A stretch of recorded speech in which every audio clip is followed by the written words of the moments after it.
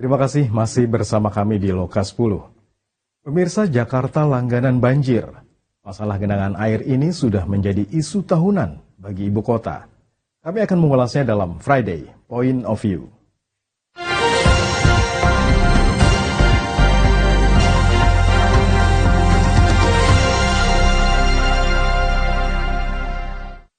Jakarta kembali dihadapkan pada persoalan banjir yang mengancam ketika hujan turun.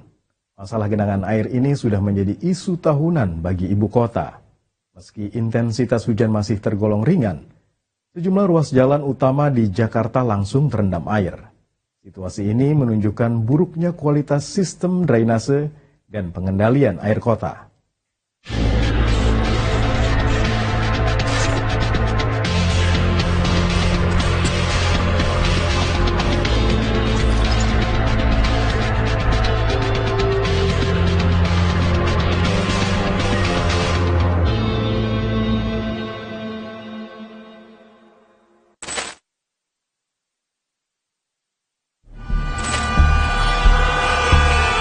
Jakarta, ibu kota negara ini, kalah oleh gerimis. Belum hujan deras, belum badai, belum banjir kiriman. Baru titik air jatuh dari langit, pemerintah udah bikin alibi. Ini bukan bencana, ini kebodohan yang dipelihara. Banjir Jakarta bukan kecelakaan alam, ini hasil tanda tangan, hasil rapat panjang tanpa nyali, hasil kebijakan setengah matang yang dipaksa diwariskan seperti penyakit turunan. Setiap tahun, 2,1 triliun rupiah hanyut bersama pidato, bersama poster, bersama janji yang selalu keburu tenggelam. Pabrik berhenti, toko tutup, pekerja teriak. Tapi pemerintah sibuk hitung pompa dan seremoni. Dan jangan beralih topik, Jakarta bukan cuma kebanjiran. Jakarta sedang dikubur pelan. Tanah turun 1, 5, sampai 15 cm setiap tahun. Di utara nyaris 20 cm. Saat tanah turun, air tak perlu dipanggil, ia datang sendiri, seperti tagihan atas kebijakan yang selalu ditunda. Tahun 2002 era Sutioso, banjir besar, ratusan RW tenggelam, ratusan ribu mengungsi, nyawa melayang. Solusi dipercaya harus besar, harus mahal, harus lama. Beton diagungkan, akal sehat ditinggalkan. Tahun 2007, era Fauzi Bowo, banjir terparah. Hampir 1000 RW terendam dan 10 hari air tidak surut. Pemerintah datang saat air naik dan lenyap saat warga masih menyekop lumpur.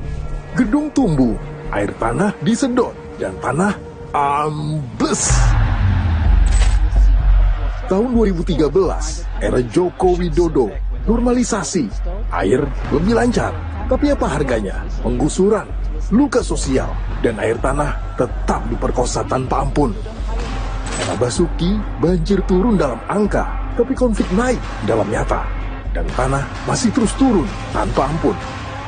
Lalu datang era Anies Baswedan dengan bahasa-bahasa yang manis. Naturalisasi, partisipasi, sumur resapan. Tenang di data, panik di lapangan. Banjir 2020, korban jiwa jatuh lagi karena hujan ekstrim bertemu kebijakan setengah hati. Era terkini yang langsung berubah. Pompa ditambah, tanggul ditinggikan, tapi tanah turun dianggap urusan nanti. Dan ya, warga juga bersalah. Got ditutup, saluran diperkecil, semua demi parkir. Tapi di mana negara? Aturan ada, penindakan nihil. Maka banjir adalah karya bersama. Pemerintah yang tak punya tulang punggung, warga yang dibiarkan semaunya, dan pemimpin yang tak pernah mau menyelesaikan sampai akar. Selama air terus dituduh dan tanah ambles tanpa hak bicara, Jakarta akan terus belajar tenggelam. Hujan bukan tersangka, hujan cuma kambing hitam. Sampai jumpa di Friday POV pekan depan.